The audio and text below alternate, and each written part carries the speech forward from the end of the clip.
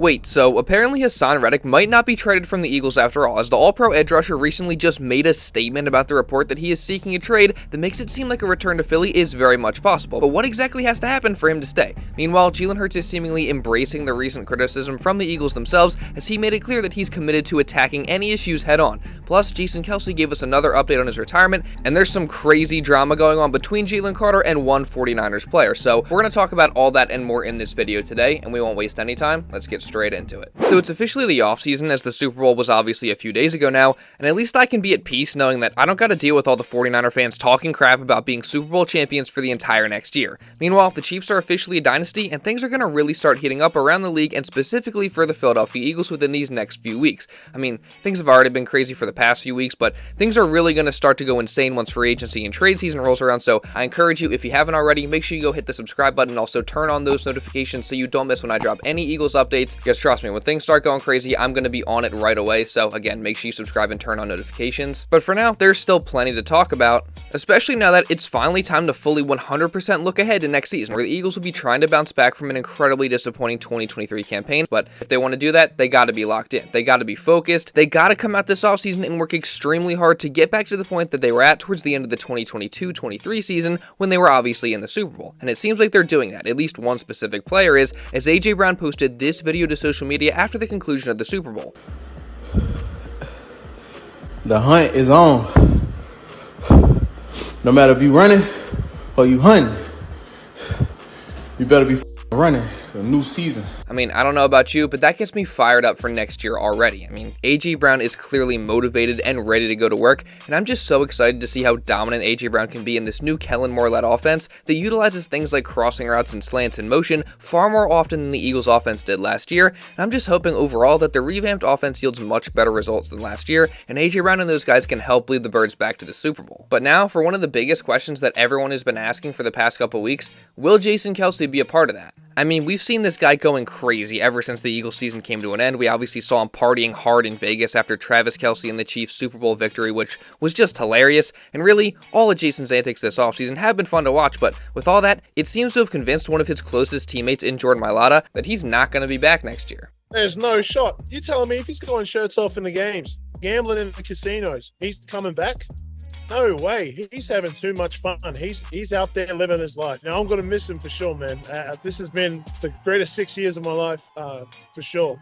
You know, being here in the NFL and getting to meet people like Jason Kelce has been an honor. Look, I get where Jordan's coming from, I really do. Jason's out there living his life and having a ton of fun right now, and it feels like just about every few days we get another Kelce gem. That being said, it sounds like this is just speculation from Mailata, at least honestly that's what I'm hoping, because I really want Jason back next season. And it seems like, contrary to what Jordan said, there's still a chance of that, as Jason was talking to NBA legend Shaquille O'Neal, where the all-time big man asked Kelce about his retirement and what would make him come back next season, and this is what he said. So you're retired now, right?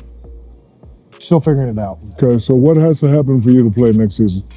I think if I still want to play, I'm going to play. I think, right now we're not far enough away from the last game. It's emotional. It's a long season.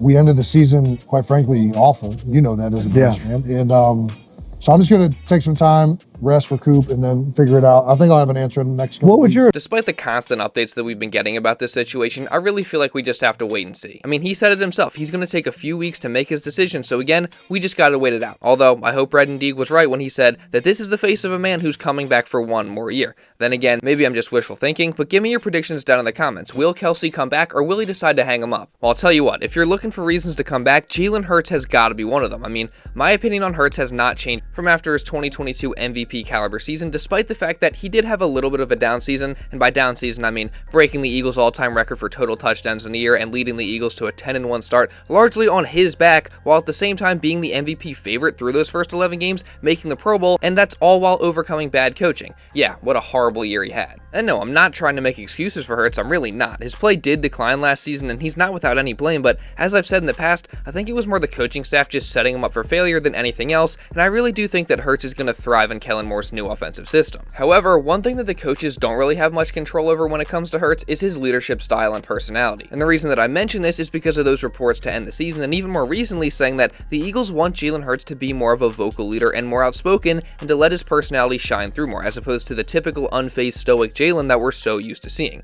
And the great thing is, Jalen seemingly is not running from this criticism. In fact, he's running towards it and apparently attacking it head on, with Mike Garafolo saying that the Eagles are not questioning Jalen Hurts as their franchise quarterback, they rather just want him to be a little bit more vocal and front-facing in his leadership style, especially with a couple of the Eagles leaders potentially retiring.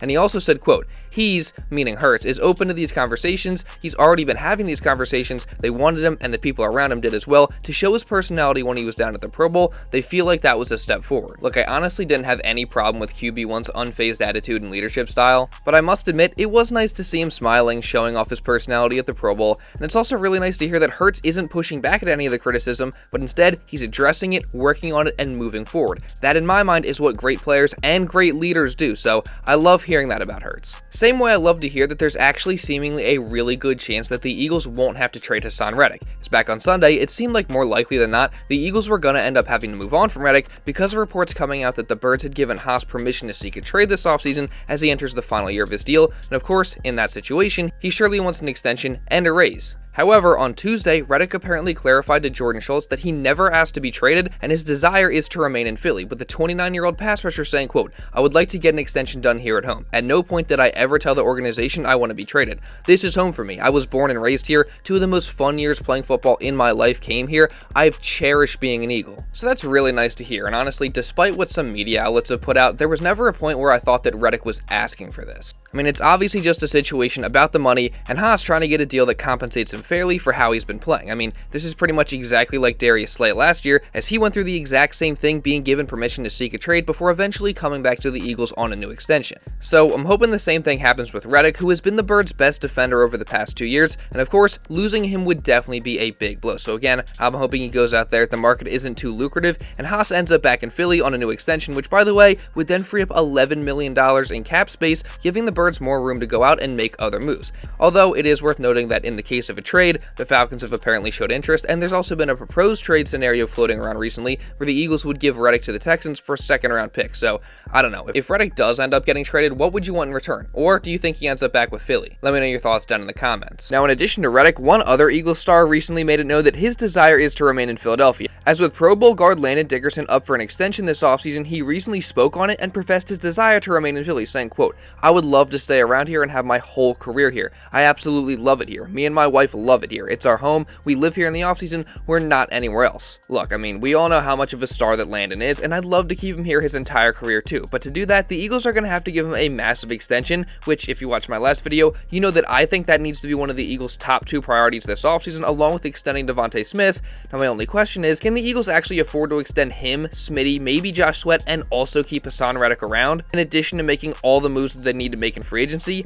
That may be tough, but I guess we'll see, and if I'm being honest, if I gotta choose between an older Haason Reddick staying and a young star like Landon, I gotta go with the O-lineman, but what do you guys think? Okay, now, the last thing that I want to talk about is a little bit sensitive and kinda hard to give an opinion on, but let's get into it. As there's some big-time drama going on between Eagles defensive tackle Jalen Carter and, of course, 49ers player Jon Feliciano, and this all stemmed from the fact that Feliciano, in the wake of the Niners Super Bowl loss, went on Twitter and blamed his own teammate Spencer Burford for missing a key block in the big game that allowed a free rusher at Purdy and cost the Niners a potential touchdown, and then Burford responded saying, quote, sheesh, I opened up my app to this, get well soon, bro, to which Feliciano apologized and said that he woke up hungover and that he didn't mean to hurt him. Now, before we get into the part involving Carter, I must say, it's pretty fun to watch the turmoil that the Niners are going through in the wake of their Super Bowl loss as an Eagles fan right now. But getting back to it, Jalen Carter responded to this saying that Feliciano was the same dude who spoke on Carter's dead teammate, and the reason that Carter was so emotional during the Eagles and 49ers game this year, which, if you'll remember, Jalen was seen crying on the sideline during that contest, so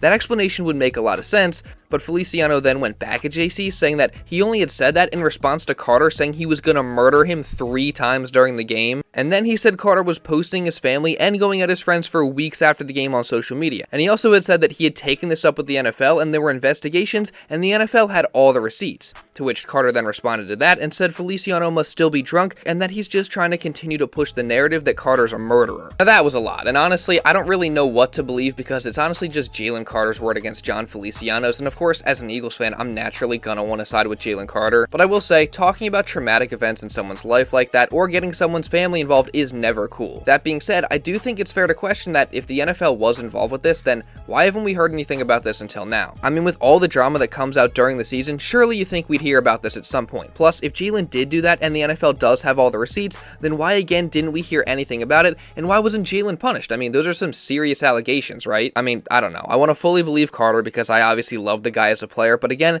we really don't know anything, so unless more concrete information comes out, then I really don't have that much of an opinion on it other than the fact that this beef is completely unnecessary. But hey, so is the entire Eagles-Niners beef in the first place, but that's still going on, which is why I'm so glad that San Fran lost the Super Bowl, so drop a like down below for that. And also, if you did enjoy this video and don't want to miss any other Eagles coverage coming like this in the future, make sure you subscribe and also, again, really importantly, turn on notifications. Also, just leave a comment down below regarding anything that I talked about in this video, and if you want to watch another Eagles video breaking down the Reddick situation when it initially happened even more, because trust me, we went a lot more in depth in that video, you can go check this out right here.